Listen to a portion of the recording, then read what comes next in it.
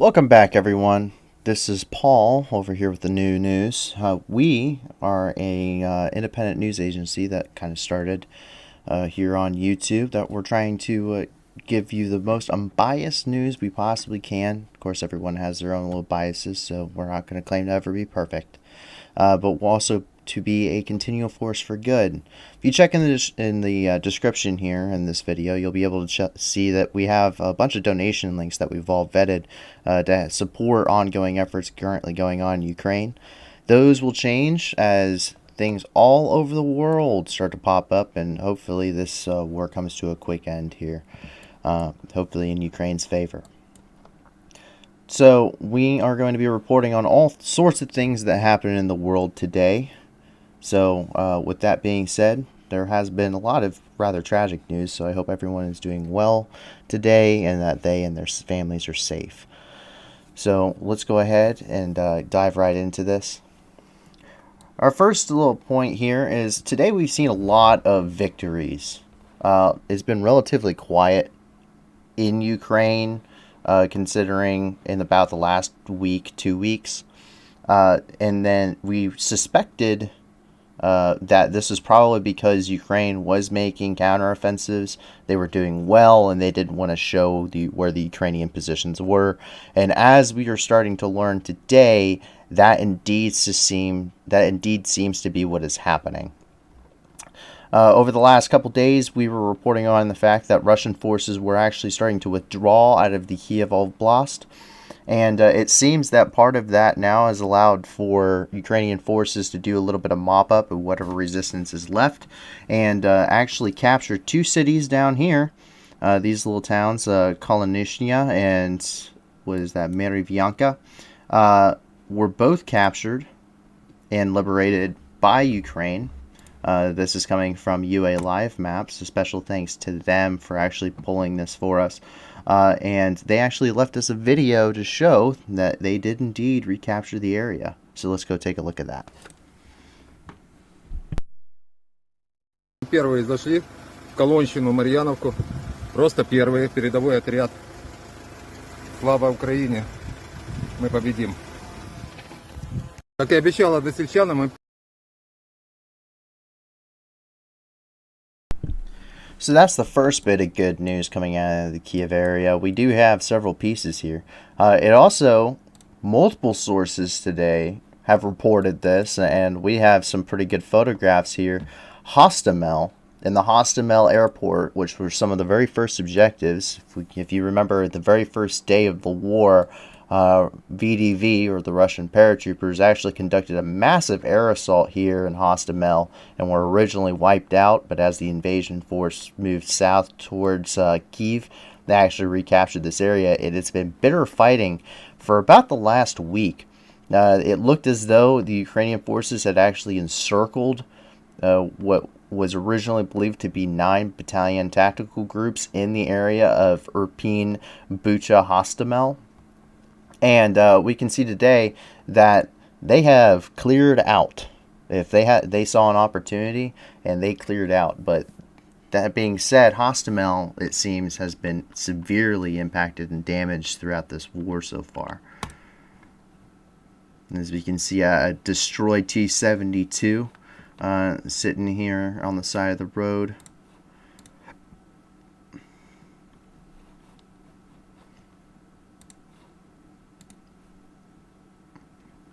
I'm telling you, folks, this city is just, it looks absolutely destroyed. I'm not quite sure what the cleanup efforts are going to be like, but it's going to take something similar to the Marshall Plan following World War II, I think, to really rebuild areas like this in Mariupol, as we'll get to a little bit here later.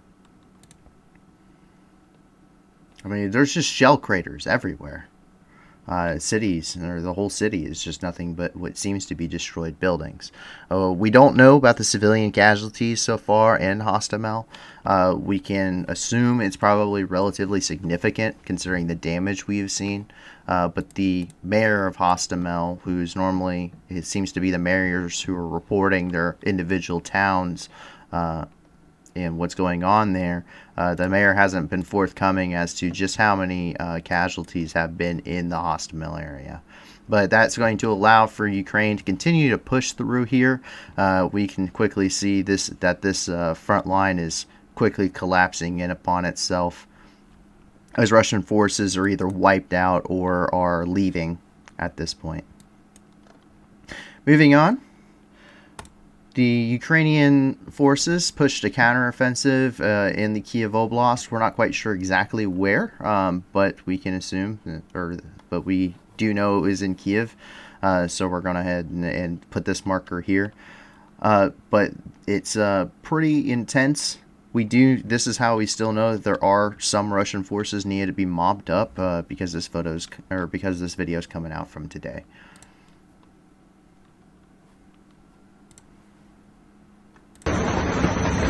Горіть, суки, блядь! Горіть, нахуй! Хай горять! Ну камінку туди!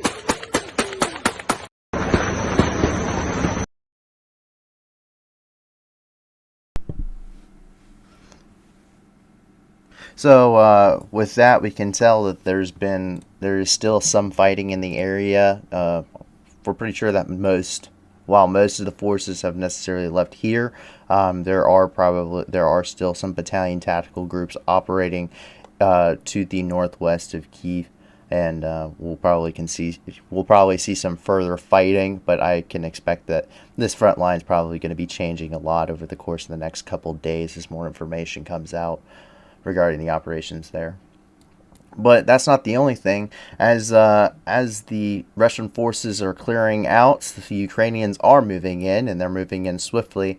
And we can see a Russian patrol base. They called it a camp, but a Russian patrol base was actually captured, or what was left of it, by Ukrainian forces. This this patrol base was actually one of those that we saw hit by Bayraktar drones, used in great effect earlier this month. І такі, і такі.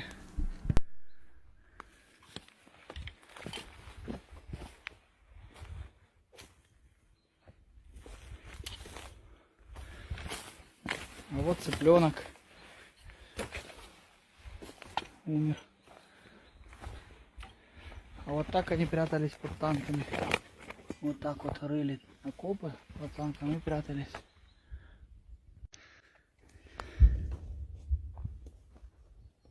Вот так. Смерть московським окупантам. Знищена військова техніка.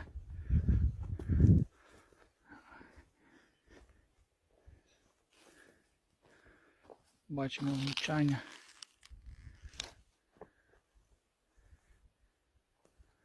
Вся техніка спалена.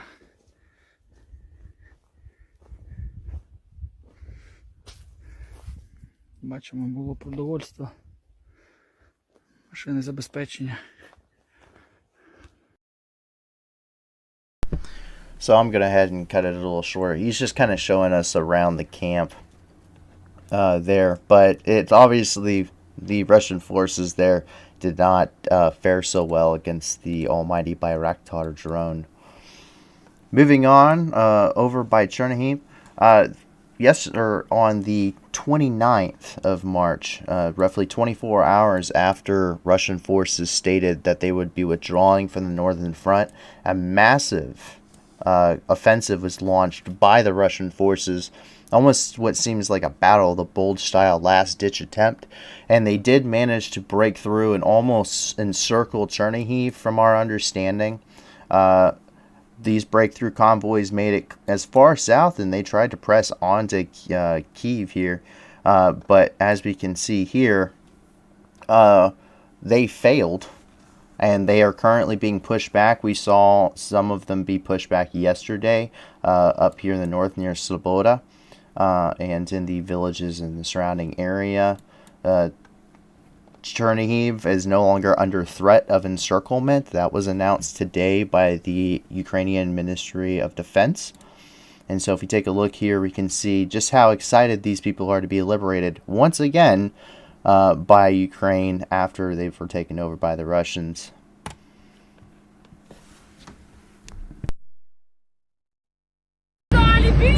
Дякую, дякую. Ще бій не закінчився, це тільки ви потім прийдемо, потім.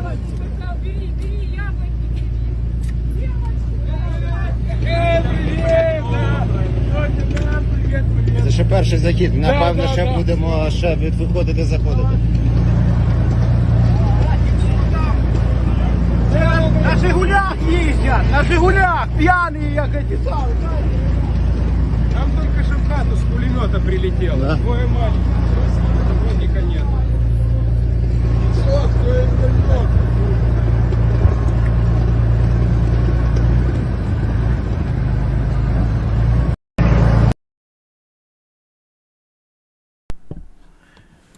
It's always good to see stuff like that as the Ukrainians are coming through. You can tell that most of the civilian populace is here, or all of them really, that have been in the occupied areas, have undergone some pretty terrible things under Russian occupation.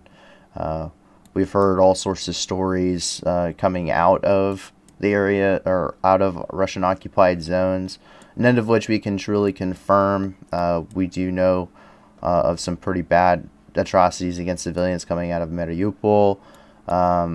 Irpin said that if you spoke out against the Russians or said no to them, or really just seemed to annoy them in any way, they would kill you, and over 300 civilians were killed in Irpin during Russian occupation and the initial invasion.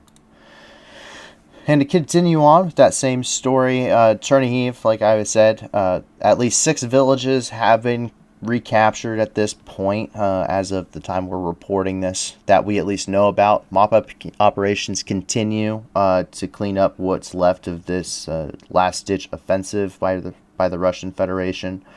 And Chernihiv is no longer threatened of being encircled.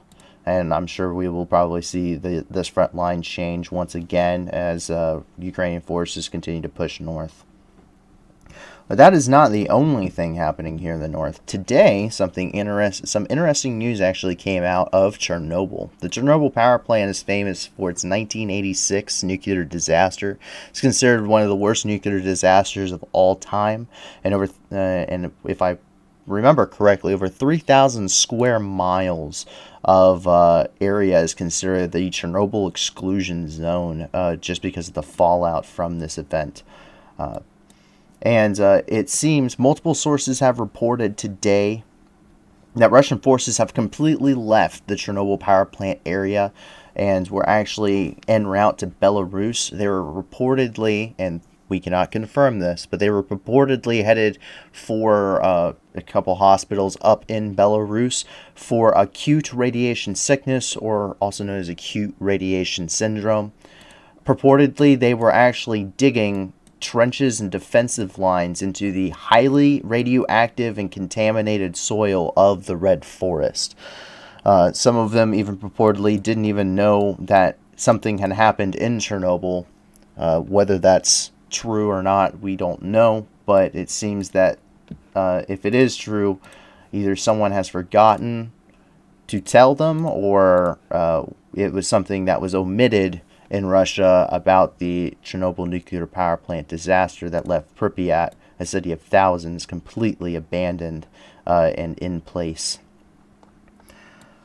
Moving on, Sumy and Kharkiv have once again gone very dormant. It's very quiet in those areas.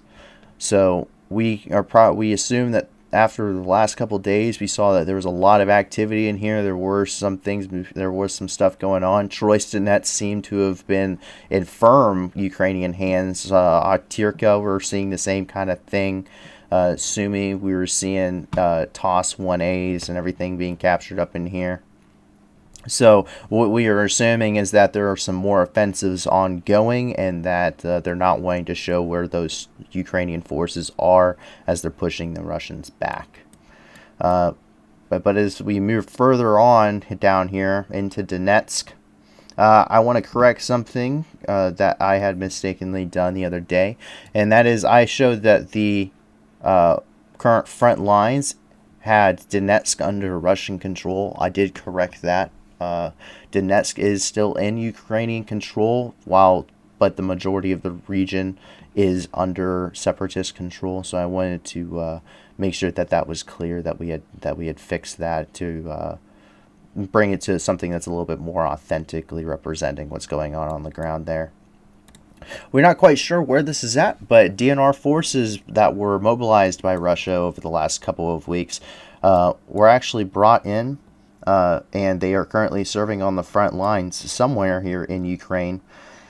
And we have a video of them complaining and showing the conditions that they have in. And our translators here at TNN were nice enough to go ahead and translate what this separatist is currently saying. Обратите внимание, это армия ДНР, которую просто взяли, бросили. Мы ночуем в свалке. Живет в таких условиях, которую кидают на блокпосты, а российская армия сама в шоке.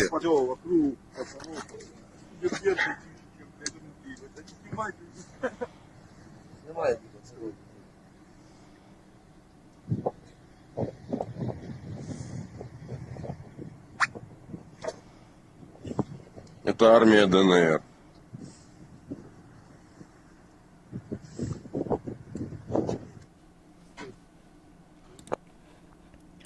And to translate that for you, during that video, he's saying, "Pay attention. This is the DNR army. We have been thrown into battle and abandoned. We are living in a garbage dump. Look at the conditions we are all thrown into. We are all shocked." Moving on from that little thing there, well, we can move on over to Dnipro. We can see that the Farming Simulator 2022 Steel Harvest Edition received its newest update today. Looks like with this new update, you can actually go ahead and start pulling unexploded ordnance out of your fields. Серега!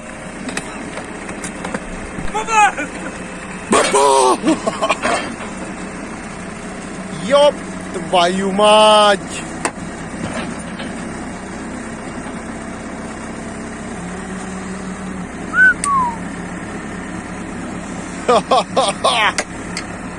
Русский корабль, иди нахуй!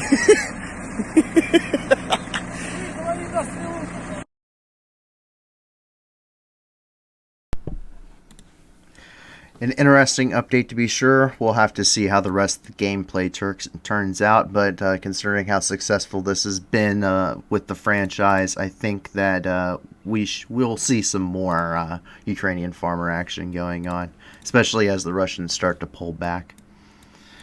However, to get to what is the reason for today's major headline, and that is, we believe that the Ukrainian army has now officially launched its counteroffensive to rescue the city of Mariupol. Evidence today shows that these 5 villages have all been liberated by the Ukrainian forces here in the north, and which seems to be one of the shortest routes to reach Mariupol. This comes as successful counteroffensives have been conducted near Kherson, coming out of the Mykolaiv region. All 5 of these villages, let's see here, Vereshisha, Vesely, Zenehai, Tervon, and Malinivka were all liberated by the Ukrainian forces within the last 24 hours, and we're not quite sure how far this is going to push this front line and how quickly, but at this point, Russian forces have to be spread out. We've seen them taking heavy losses up here near Kherson. We do know that they're trying to launch a new offensive in the Donbass, and we do know that they still have not captured the city of Mariupol. They have been pushing deeper into the city center, but they have not been able to actually capture the city itself. So there's not really any place that they can pull troops from they've already committed all of their forces into Ukraine, and that was 150 battalion tactical groups, nearly 200,000 troops, and they really have nowhere else they can pull from. We did see a couple days ago they were trying to pull some equipment from their western or their furthest eastern borders. We even saw some that was being pulled from up in the Arctic because of their Arctic camouflage, but we're not quite sure when that's going to reach the front. The TikTok army, as they have been nicknamed, also known as the Russian military, or the Chechen arm of the Russian military, has been seen posting even more propaganda videos. This is some stuff that would make even China's eyes water as we start pulling this stuff out. It seems that they are fighting yet another abandoned house from across the street. Let's go ahead and take a look here.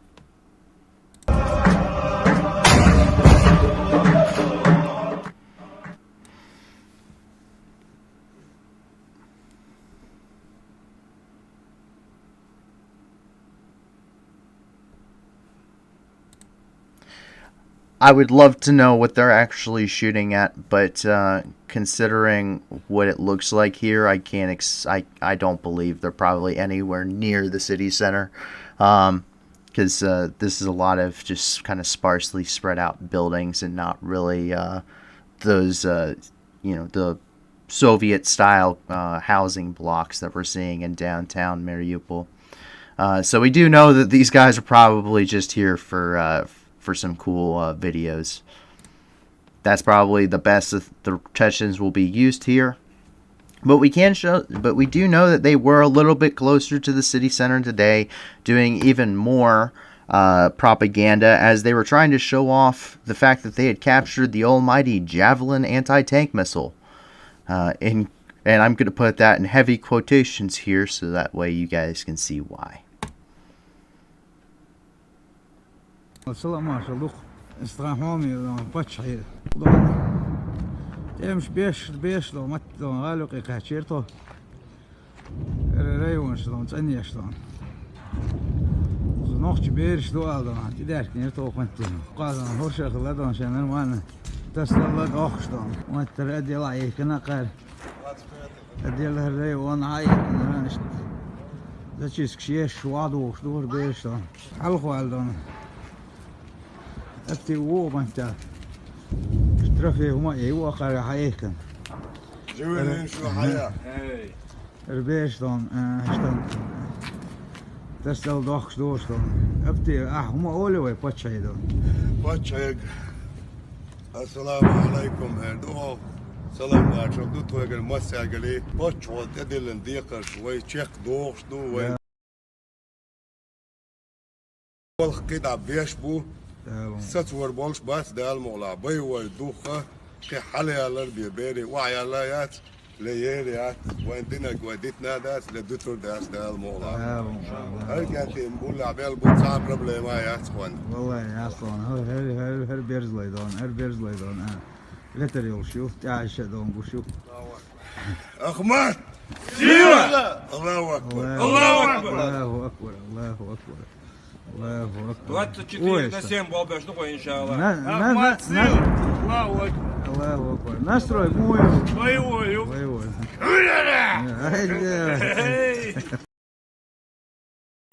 I just want to point out that this guy is carrying what looks like an RPD that's all tacked out, an AK-74U tacked out, and what I'm going to assume is some I don't know Russian handguns all that well. This guy, he's probably learned everything he has to know what seems to be off of Call of Duty, because this guy's decided he wanted to choose a couple of perks here.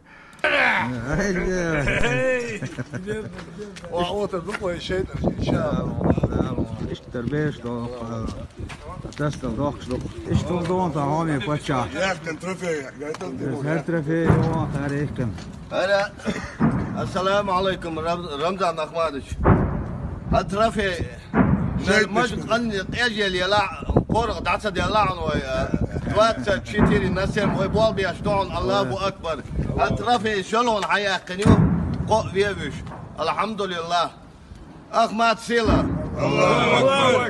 Ahmad Sila, Allahu Akbar. So, I want to point out a couple of things here. That was not a javelin, in case you couldn't tell by the quotation marks that I put in this. That was actually an in-law, which is something that's fielded by most of the European allies here. And the javelin, it works completely different. Yeah, the javelin, you don't need even line of sight to. You don't have to be seeing your target to actually necessarily hit it. The in-law, you really do. However, even if they did capture the almighty javelin, there's all they would have is the tube, and they don't have anything to shoot the missile with, so it'd still be completely useless to them. So that being said, there's not really too much going on there. I just thought it was kind of funny that they thought that they were saying they had captured a javelin when they captured its much cheaper and weaker cousin. As we continue on here, we're going to go ahead, and we do know that as the move over, or anyway, we're going to move over here to the little bit of a western side of Ukraine. Sorry, I got a little tongue-tied there. We do know that this has been a pretty major counteroffensive. It's been a very broad counteroffensive here as they push out of Mykolaiv towards Kherson. However, we do know that this is kind of spread across this whole line, and as there was some concern that Russian forces were trying to push around and towards Zaporizhia. We do know that it didn't happen, but as we can see here, Russian forces, I'm not going to try to pronounce this. My pronunciation is not quite good enough. But we do know that the Russian forces have been getting pushed back along this entire front, and as they've left behind some pretty interesting vehicles. We've seen them field their best stuff. We've seen them field some a little bit of their older stuff that they upgraded. Now we're starting to see them field some stuff that really brings questions into how the Russian military is even functioning at this point. Now, of course, we have a nice photo here of a burned out, what looks like BMD, judging by the small road wheels and the really tiny track here, and just the general size. It looks like it was a BMD. Can't tell which one. The turrets probably got launched about 200 feet in the air after its ammo detonated and it burned out, but still nice to see that. But here's the interesting part. The tanks that they're capturing. So we've seen T-72s get captured before. And that's some of their older stuff. But they also built what seems like 1 million of them, so they can afford it. But it seems that they've even run out of T-72s, because this tank and this tank are both T-64s. Even older tanks. And we can tell that simply because the T-64 is the only T-Series tank to use stamped road wheels here. That you can see here in the tread, or in the track. It's the only tank series produced by Russia that ever used stamped road wheels. All other series, the T-62, T-72, T-80, T-55, T-54, T-90, T-14, all used milled road wheels. This was something that was part of an attempt to try and cut spending by simply stamping out the metal for the road wheels instead of having to machining them. And obviously it didn't work in their favor. There was some reliability issues and some weak points with this type of manufacturing, so they switched back to making milled road wheels. But considering they're bringing out this, which is even older and even more inadequate than what they were fielding, which already wasn't doing the job, makes us really have to question what do they have left? Because it seems that the Russians are pretty much running out of everything. I mean, they're pulling out stuff that should be in a museum at this point. That thing's as old as the Patton tank that fought in Vietnam, and there's not a whole lot of those that fight anymore. The M60 is pretty much outdated, unless you're a third world country. Moving on, we do know that yet another convoy was destroyed near Kherson. The offensive here continues to push. We, from the city of Kherson a couple days ago, we could actually see from some of the high-rise buildings the battle going on as the Ukrainian forces continue to just slug their way right through. And it seems almost like a hot knife through butter going towards Kherson, and it's really put Russia into a bind. We saw that they were allegedly mining the bridge here, the Antonovsky Bridge, which is the last bridge going into across the river and towards Crimea. So it seems to be some real concerns that Kherson may fall and that the Russians cannot hold their ground. But let's take a look here. We can see yet another Russian destroyed convoy.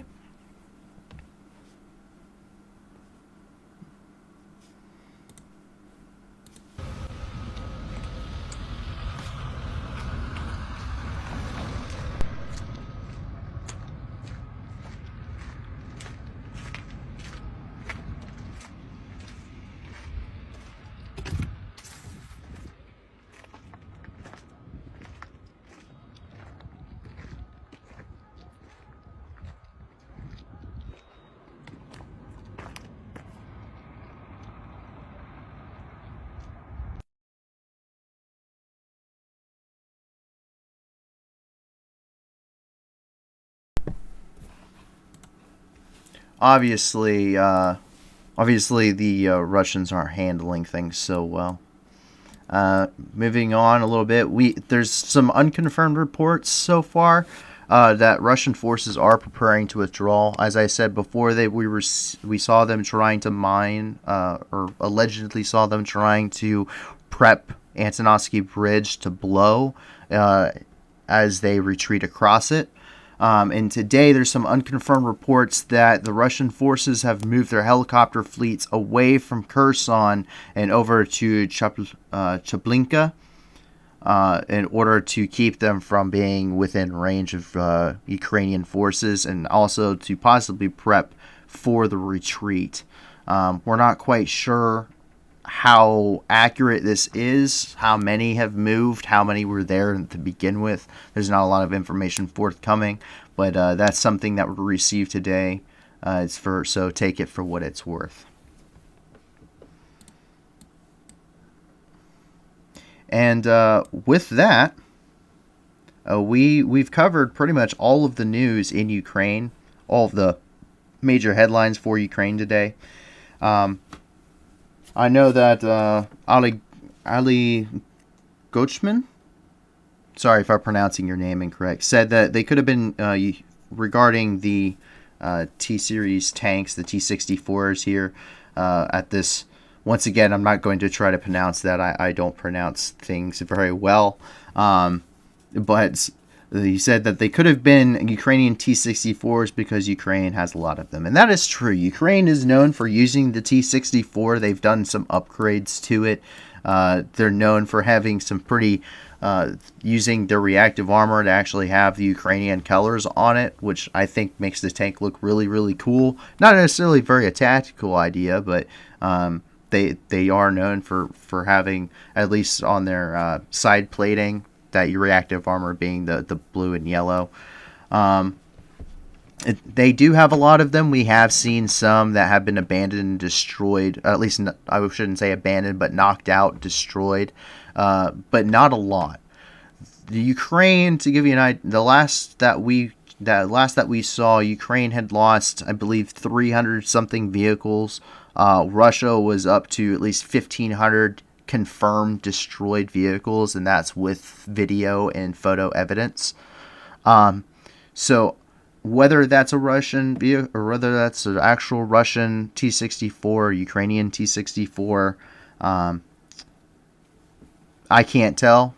I can't really say. It's really hard to tell without the colors there, but either way, they're using an older tank, which is a little bit which seems to be good for Ukraine and not so good for the Russians. But do you mind to give a little bit of an opinion here? I think at this point it's pretty obvious that at this point, it's pretty obvious that Russia has been not doing so very hot. I think they've realized they have stalled. That's part of the reason why they're tactically withdrawing. And at this point, it's not very good prospects for them. A little bit of background on me. I served in the Marine Corps for 4 years. I was an anti-tank missileman, so my job was actually using the Javelin anti-tank missile and the TOW missile. And I did 2 tours in Iraq and Syria. And in Syria, we had to deal with the Russians every once in a while since they were operating in the area during both of those deployments. And from my point of view, I don't see how the Russians could win. If they're getting pushed on all fronts at this point. They don't have enough. They didn't have enough men to push any further than they did. They've only been rendered even more combat ineffective since the beginning of the invasion, and now they're getting pushed back on all fronts. And if you try, and Kherson's the only major city they've taken this entire invasion. They don't have the logistics to supply all of this at all. They were commandeering civilian vehicles and painting Z's on them and shipping them to make up for the shortcomings. But if they can't take Mariupol if they pull troops from Mariupol, but they can't hold this defensive line unless these troops come from somewhere. They have to come from somewhere, and they don't have enough troops to. If they pull troops from the north to reinforce Kherson, then sure, Kherson holds a little bit longer, but now this north is going to get pushed even faster, and the Ukrainian forces are going to be outside Mariupol. If you pull these forces out of Mariupol to either Kherson or the north, then you're not probably going to be able to take Mariupol, or it's going to take a lot longer. And if you try to pull them, if you're trying to pull them from Kherson and reinforce the north, or try and close that grip on Mariupol, you're going to lose the only major city and really the only major propaganda piece you have for this entire war, which is the capture of the city of Kherson. That's it. That this entire southern front is over, and all it will take is just one piece to collapse, I think. And that's my opinion. I think Chernihiv, I think all of these fronts are probably in a similar predicament. I think the Russians might put up a little bit more of a defensive. They built static defenses. We know that here up by Demidov and along European River. I don't know how successful that's going to be, considering there's a lot of anti-armor equipment, and that doesn't necessarily need line of sight on the tank to work all the time. So I really don't know. I think the Russians are probably. I think this is probably going to be a snowball being rolled down in a mountain. Eventually, it's going to end up being an avalanche. But moving on from my personal opinion there, we got another comment in, and he said, Kessin, and he says, was Pixel Camo actually really hated? Whether that's in regards to overall, or if that was in regards to the pixel camo or the urban camouflage used by Ukraine, I don't know. In the military, there was some with especially the U.S. Army's. They called it the grandma's couch uniform, which was their combat uniform through the 2000s and 2010s before they moved on to this multi-camouflage. It was pretty hated. It didn't work anywhere except your grandmother's couch. However, most camouflage uniforms do use that urban pixelated pattern now. It is effective when it's the right pattern, and so far it doesn't seem to be too much of an issue for Ukrainian forces. They seem to be using it just fine. It's a lot of urban fighting, so it should work to their advantage. And it IDs them really well, because the Russians have this really dark uniform called the Gorka version 3.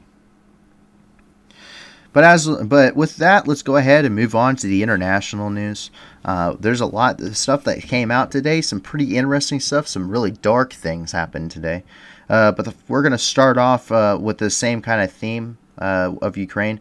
Move on to the broader scope here, and it says, and it's that Putin signed a decree that stated that any unfriendly country would have to use the ruble, and they would need to open a Russian bank account by April the 1st, or their current energy contracts for oil and gas would be canceled. This is something that has been, at least for Europe, probably a long time coming. Since the sanctions were put in place, it's been a question really since the beginning, since the initial part of the invasion, even a little bit beforehand, as to how long Russian gas would flow into Europe. We do know that Germany put out today that they were starting their first phase of 3 and towards a gas crisis, an energy crisis. And they were putting together a special response team. It could take years. It could take decades to really move entirely away from energy into energy independence and move away from that dependence on Moscow. But there has been some talk regarding nuclear power, which was a big concern following obviously the events in Chernobyl, but even more recently the events at the Fukushima Daiichi power plant in Japan following the earthquake and tsunami there. But Poland announced an initiative to be completely independent on energy by 2024. So we're with that kind of a statement coming from Moscow. We'll see if the bark has any bite to it. But Germany's probably now going to be possibly moving into that stage 2 tier of gas crisis and energy crisis. So we'll have to see how that comes in the next upcoming days. Moving on from that, a little bit more to do with Russia. A Russian aircraft was actually spotted. It had its transponder on, and it was a Russian military transport aircraft, heavy lift, that was flying into Kaliningrad today. Unconfirmed reports believe that it was actually carrying and transporting Russian Federation troops into Kaliningrad to further secure its holdings there.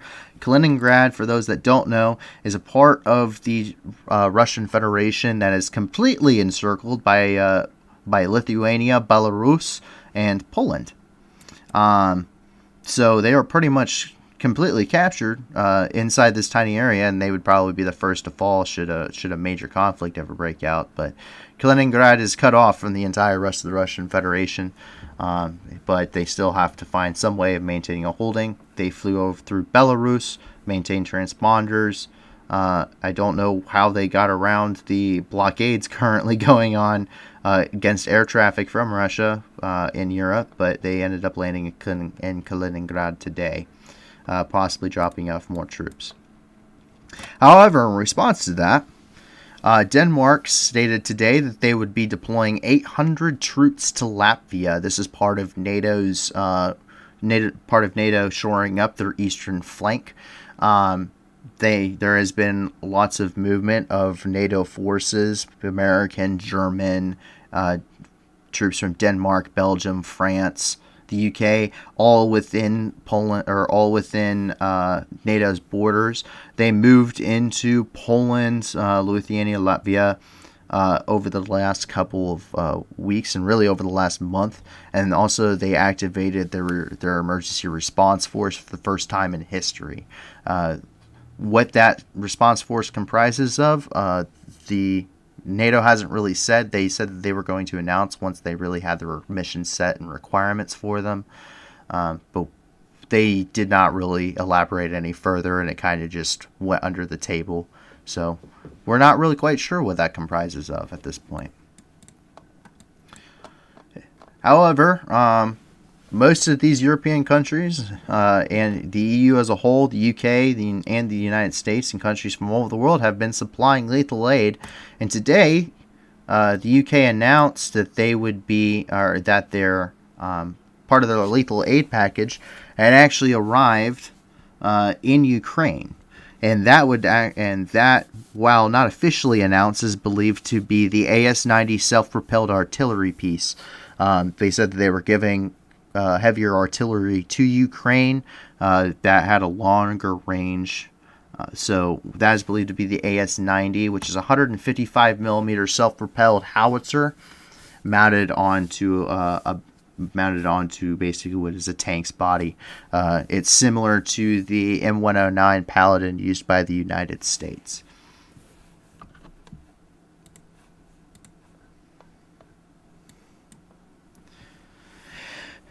And with that, we move on here into over here into Asia. And today it came out that Sri Lanka's presidential mansion had been stormed by protesters. There's been an ongoing energy crisis in Sri Lanka, and there's been some rather immense civil unrest. And curfews were quickly put in place in Sri Lanka overnight after the presidential palace there was stormed. How that is going, or how that is being completed and how it's being enforced, it's unknown. We don't know if the military's been deployed or if it's been left to police forces, or even if the protesters have responded by continuing and going along with this curfew. But I'm sure we'll see some further developments as things heat up in Sri Lanka rather quickly.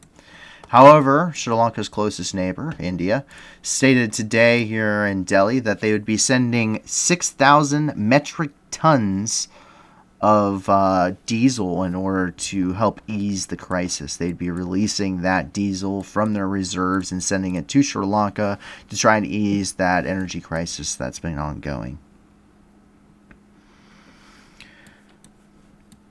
In Israel today, there has been some fighting in the West Bank. This comes after this past week. There's been 2 different terror attacks, one near Tel Aviv and one in, if I remember correctly, Hadera, that left multiple people dead. I think it was over a dozen that were killed and dozens of others wounded. A raid at a refugee camp today actually turned rather violent against extremists that were currently in the camp.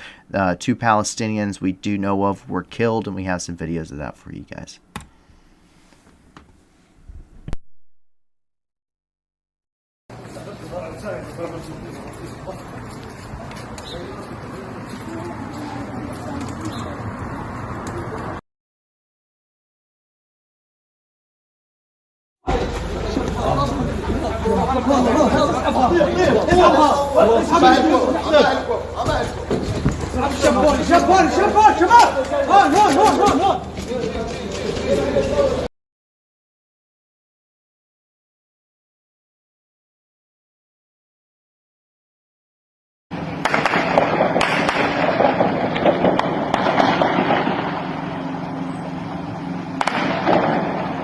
الشاب بقنه على الأرض الشاب بقنه على الأرض مصاب ومش راضيين يسقفوه، مش مخلين طواقم الإسعاف كده يسقفوه.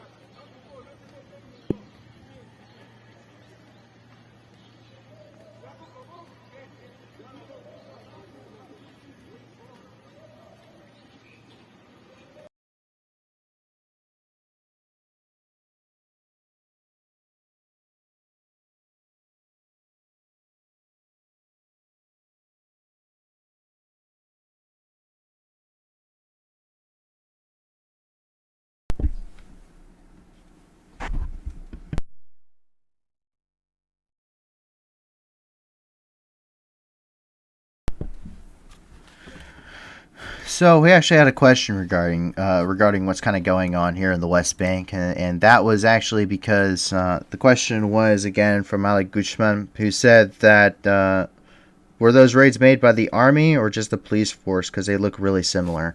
In Jerusalem and in Israel, they have what's called the IDF, or Israeli Defense Force. It acts as kind of both. They have police forces, quote unquote, but really those raids are going to be conducted by the IDF. The IDF is really their main security force overall, and is also acts as their military force in Israel. So it's probably going to be a slight combination of both, but it's going to be military forces, essentially the IDF, conducting those raids in the West Bank. It's simply too dangerous for Israeli police, just regular police officers, to be going into some of the parts that are designated as as for being for Palestinians, as part of some of the agreements, not necessarily ones that were amicable on all sides, or at least deemed amicable by all sides, but there is pretty consistent fighting between Palestinians and Israelis. This seems to be a pretty common topic. Violence has died down seemingly a little bit, or at least hasn't been reported on nearly as much, at least in the last few years, but it's still rather prevalent. It's still very dangerous. So it's pretty heavily, there's pretty heavy security in the entire country because of that. As we move on here, some more news coming out of Afghanistan. Yesterday we had 15 Taliban fighters that were killed by the militia resistance movement led by Ahmed Massoud up in the northern tribal regions.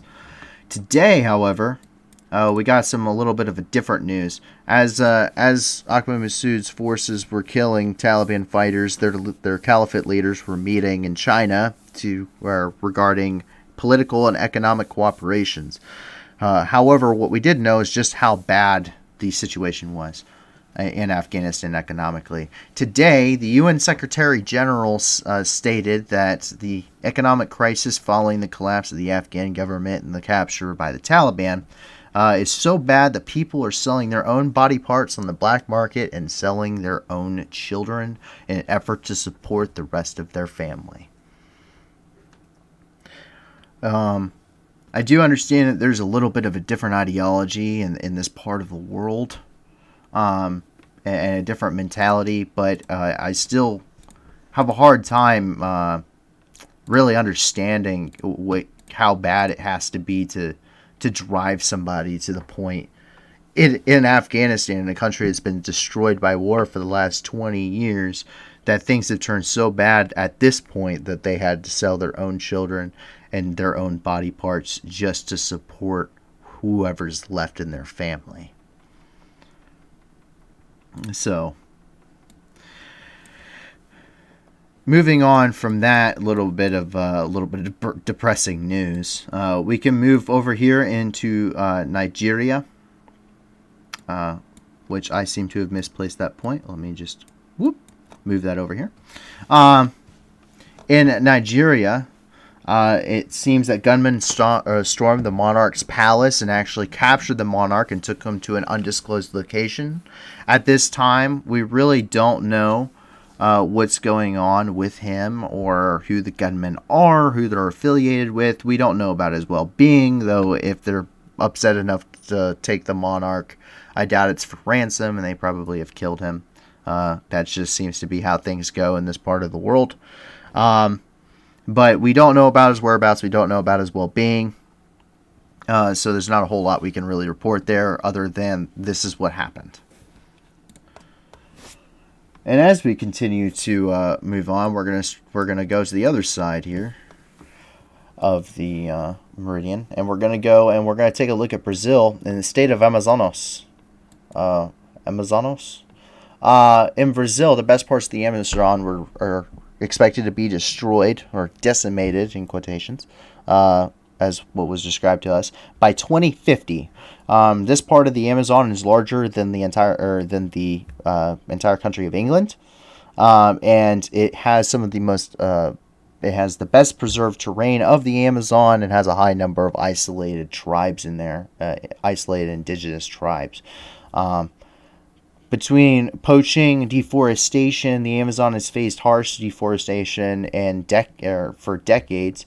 There was large movements in the 80s and the 90s regarding Save the Rainforest, and however, continual deforestation is still encroached upon that territory, and has destroyed countless numbers of species living within that area. The Amazon is actually home to the largest range of species in the world of animals and or flora and fauna, and we're losing that daily at a pretty unprecedented rate as that area gets turned into very rich agricultural farmland.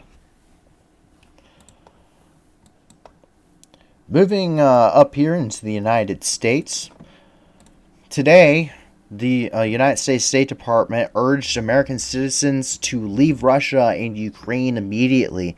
This comes as they have said that there are reports that the Russian Federation has gone to identify, look for, and detain any American citizen within Russia or within the occupied areas in Ukraine.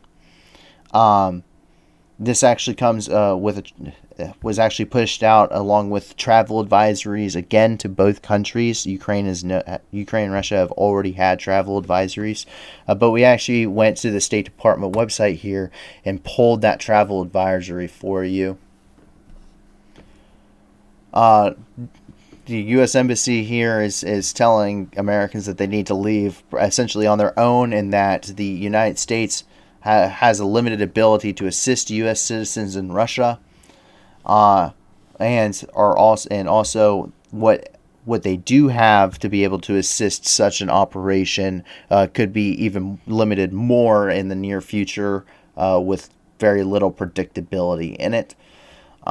So as a result of this, the State Department is just telling Americans, if you can and you can find a way to do it, leave immediately.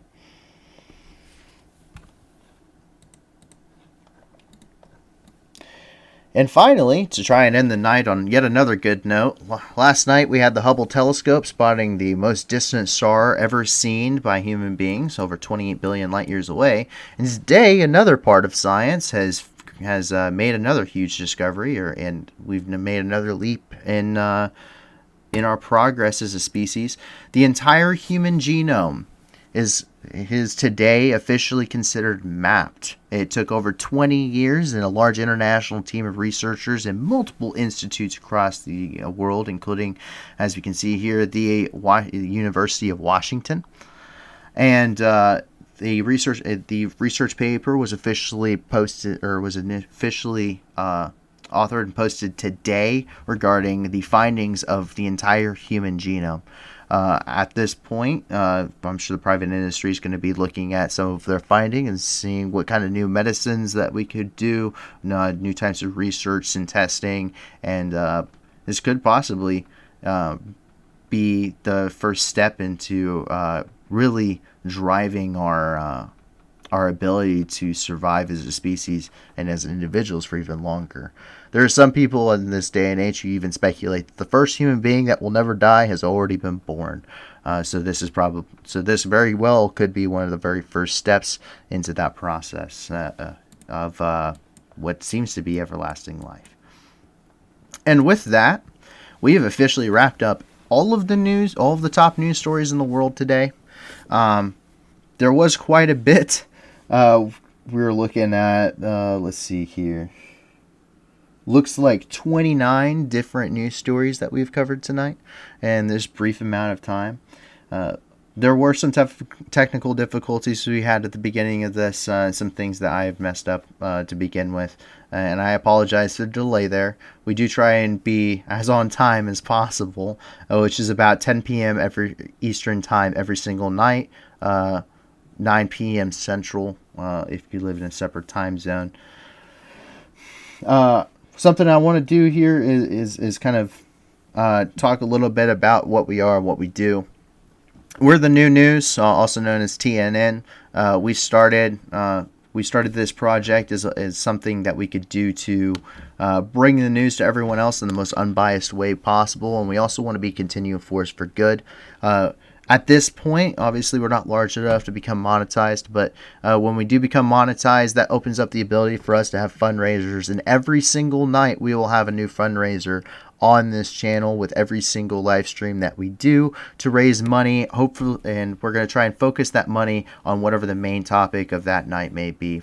right now it's currently Ukraine, and as you can see in the video description, we have several vetted links to organizations that we think could best help the Ukrainian people and their military armed forces trying to liberate their country and trying to provide that refugee relief effort and that humanitarian relief effort inside the country of Ukraine. But as that changes and as hopefully this war ends very soon, so that way there are other things in the world that can start to take a little bit more precedence. So whether it's famine in Africa, malaria outbreaks in Southeast Asia, the rainforest being decimated by poaching and deforestation, or whether that's other issues ongoing in the world, we'll always try and focus our fundraisers on that specific topic if we can. If not, we're going to find whatever the best organization we can is. We go through and we ourselves vet organizations to make sure it's something that we can support, and we try and make sure that we find organizations that the highest amount of dollar for that you give actually goes to the people in need and not to the salaries if we can help it. But other than that, we try and be unbiased. Of course, everyone has their personal opinions, and we'll always try and share those in a pretty blatant way, as I did earlier with the Ukraine crisis. But with that being said, without this, I can't really take a whole lot of credit for this. I simply am the voice. What the credit's really due to the staff team that really is behind the scenes here, that really helps. We have several people that do research for us that know a lot about what's going on in the country of Ukraine. They have a lot of contacts. A lot of people, or they have contacts for all over the world. Our translators, our researchers, the mods, the public affairs, everyone that works on the staff team. I want to give a huge shout out to them because without them, this would not physically be possible for me. And for us, I work a full-time job and I'm doing this on my off time. So they're doing research throughout the day when I'm at work. So I really appreciate them, and I couldn't tell them, I couldn't give them enough credit if I tried. But other than that, we would love to share the news with the rest of the world and as many people as possible. So if you could go ahead and like this video, subscribe to the channel, send some links to your friends, tell them to check us out, get the word out there. Then we'd be able to grow and really start sharing and make good things happen with this as we really want to. We want this to be a global force for good, and the only way we can do that is with your help. So other than that, I hope you guys have a wonderful evening. I hope you guys enjoyed the program and enjoyed the news that we're delivering. And we'll see you tomorrow night about the same time, 10 p.m. Eastern Time or 9 p.m. Central. Other than that, I will talk to you guys later. Have a wonderful rest of your night. Bye.